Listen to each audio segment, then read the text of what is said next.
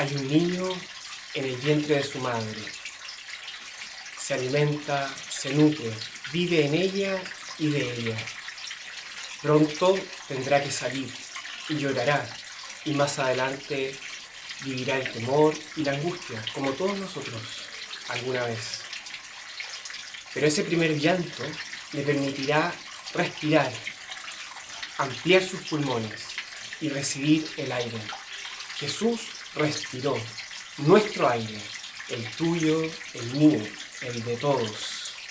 Y al mismo tiempo nos donó su propio aire, su espíritu de vida abundante, que todos podemos recibir y acoger, como lo hizo Juan el Bautista en el vientre de su propia madre, de Isabel, cuando ella le dijo a María: bendita tú, porque has creído que se cumplirán las promesas del Señor.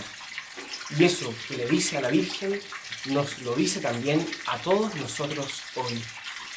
Pidamos en esta Navidad que el Señor aumente nuestra fe, para que así podamos acercarnos mucho más a Jesús, haciéndonos mucho más hermanos de todos y reconociendo que tenemos un solo corazón. Estamos aquí en Roma, en el pesebre de Inet Turbini, de las personas que trabajan haciendo el servicio de aseo en la ciudad de Roma, del servicio que se llama Ama Roma. Es un pesebre que se hace 40 años, con cosas que se van dejando en la ciudad, con mucho amor, de gente sencilla, de gente que camina y que reconoce también a Jesús en su interior.